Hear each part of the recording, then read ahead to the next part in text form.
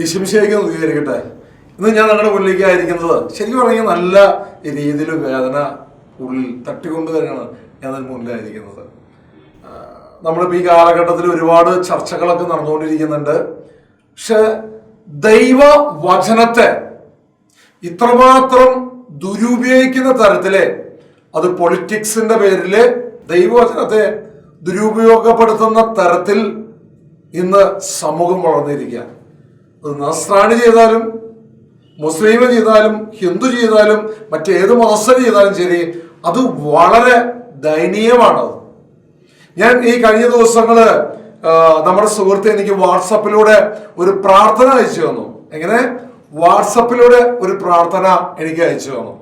പ്രാർത്ഥന എന്ന് പറഞ്ഞപ്പം ഞാൻ തുറന്നു നോക്കി കഴിഞ്ഞപ്പോൾ മനസ്സിലാകുന്നത് അത് ഇങ്ങനെയാണ് എഴുതിയത്. നമ്മളൊക്കെ കണ്ടിട്ടുണ്ടാവും, വായിച്ചിട്ടുണ്ടാവും, ചിലപ്പോൾ ഉള്ളിൽ ചിലപ്പോൾ സന്തോഷിച്ചിട്ടുണ്ടാവും. ഈ ദുഃഖം എത്ര പേർക്ക് വന്നു എന്നറിയില്ല, അല്ലെങ്കിൽ വികാരം എത്രമാത്രം പേർക്ക് വന്നു എന്നറിയില്ല. കാരണം ഇതൊക്കെ മാക്സിമം എല്ലായിടത്തേക്കും അയച്ചു കൊടുക്കുന്ന ഒരു ടെൻഡൻസി നമുക്കുണ്ട് അല്ലേ? പ്രത്യേകിച്ച് നെഗറ്റീവ്. ഈ നെഗറ്റീവ് കൊടുക്കാനാണ് നമുക്ക് ഏറ്റവും കൂടുതൽ ഇഷ്ടം. പോസിറ്റീവായുള്ള കാര്യങ്ങൾ കൊടുക്കാനൊന്നും വളരെ റയറാണത്. ഈ പ്രാർത്ഥന ഞാൻ നിങ്ങളത് കേൾപ്പിക്കാം.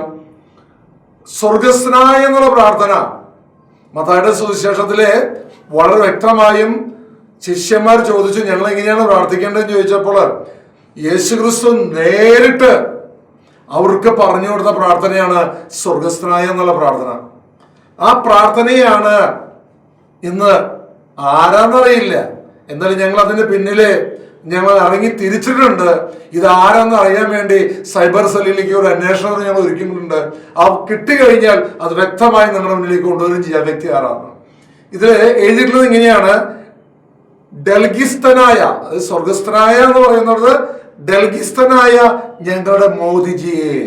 നോക്കിയേ, സ്വർഗസ്ഥനായ ഞങ്ങളുടെ പിതാവേ എന്ന് പറയുന്നിടത്ത് ഡൽഗിസ്തനായ ഞങ്ങളുടെ മോദിജിയെ, അങ്ങയുടെ നാമം പൂജിതമാകണമേ, അങ്ങയുടെ ഭരണം വരണമേ, BJP ഭരണം UP എന്ന പോലെ കേരളത്തിലും ആകണേ.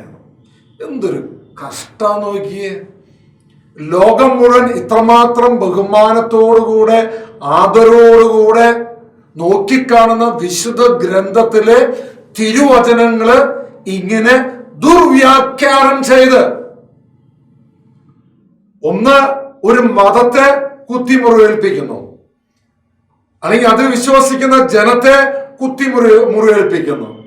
ദൈവവചനത്തെ കർത്താവ് പറയുന്നത് വീണ്ടും വീണ്ടും യേശുക്രിസ്തുവിനെ കുരിശിൽ തറയ്ക്കുന്നു. 2000 വർഷങ്ങൾക്ക് മുമ്പ് കുരിശിൽ തറച്ച പോരാഞ്ഞ് ഇന്ന് ദൈവത്തിന്റെ വചനത്തെ ദുരുപയോഗിച്ച് ഇങ്ങനെയുള്ള ഈ പൊളിറ്റിക്സ് കാര്യങ്ങളൊക്കെ എടുത്തുകൊണ്ട് ദുരുപയോഗപ്പെടുത്തുന്നു. ഇത് മാത്രമല്ല, ഇനി ഇന്ത്യൻ ഭരണഘടന നോക്കുമ്പോൾ ഒരു ഇന്ത്യൻ പ്രധാനമന്ത്രി, അത് BJP ആയാലും കമ്മ്യൂണിസ്റ്റ് ആയാലും കോൺഗ്രസ് ആണെങ്കിലും മറ്റേത് പാർട്ടി ആയിക്കോട്ടെ, പക്ഷെ ഇന്ത്യ ഭരിക്കുന്ന പ്രധാനമന്ത്രി, ആ പ്രധാനമന്ത്രിയെ ഈ തിരുവചനത്തിലേക്ക് കയറ്റി ആ പ്രധാനമന്ത്രിയും നെഗറ്റീവ് ആക്കിക്കൊണ്ട്, ഒരു പ്രധാനമന്ത്രി അല്ലെങ്കിൽ ഒരു രാഷ്ട്രപതി അല്ലെങ്കിൽ ഒരു കേരള മുഖ്യമന്ത്രി എന്ന് പറയുന്നത് അവിടെ രാഷ്ട്രീയമല്ല. ആ ഭാരതത്തെ ഭരിക്കുന്ന അല്ലെങ്കിൽ കേരളത്തെ ഭരിക്കുന്നതാണ്. അവിടെ രാഷ്ട്രീയമല്ല നോക്കുന്നത്. ഈ നേതാവിനെ ഇതിനകത്ത് കുത്തിക്കയറ്റി ഇതൊക്കെ ഇതിൻ്റെയൊക്കെ മറുപടി വ്യക്തമായി കൊടുക്കണുണ്ടോ? നല്ല രീതിയിൽ ഇതിന് അന്വേഷണം വരുന്നുണ്ട്. നല്ല രീതിയിൽ അന്വേഷണം വരുന്നത്. ഇത് ആരെഴുതിയാലും, ക്രിസ്ത്യാനിയാണെങ്കിലും മറ്റാരെഴുതിയാലും അല്ലെങ്കിൽ ഏത് രാഷ്ട്രീയക്കാരെഴുതിയാലും ശരി, ഇതിനെ കുറിച്ച് ശക്തമായ ഇടപെടൽ ഉണ്ടാകും. അത് ഉറപ്പാ. ഞങ്ങൾ ഓർമ്മിക്കുന്നുണ്ട്. ഞങ്ങൾ സൈബർ സെല്ലിലൂടെ ഞങ്ങൾ കിടക്കാൻ പോകുന്നത് ഇതിനെ കുറിച്ചിട്ട്. കാരണം ഞങ്ങളുടെ അപ്പൻ സ്വർഗസ്നായ പിതാവ് ഞങ്ങൾക്ക് പഠിപ്പിച്ചു തന്ന ആ പ്രാർത്ഥന, സ്വർഗസ്നായ എന്ന പ്രാർത്ഥന ഇത്രമാത്രം ദുരുപയോഗപ്പെടുത്തുന്നതിന് ഇതിന് ഉത്തരം തന്നേ പറ്റൂ. ബൈബിൾ വായിച്ചു തരാം.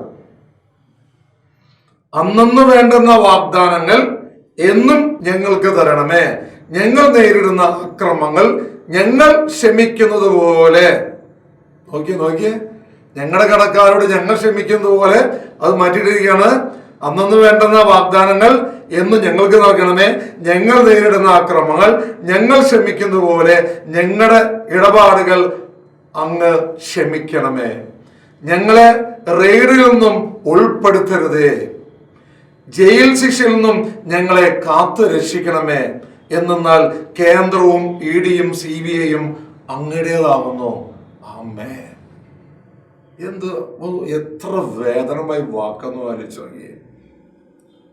ഞാൻ പറഞ്ഞേ, സ്വന്തം ഈ പോക്ക് പോയി ഈ എഴുതിയ ആളുകൾ, ഇത് പ്രചരിപ്പിക്കുന്നവരെ എന്താ പറയാ, സ്വന്തം ഈ നിലയ്ക്കാണെങ്കിൽ സ്വന്തം ഭവനാങ്ങളെ വരെ തൂക്കി വെക്കുന്ന ആൾക്കാരെ ഇവരൊക്കെ.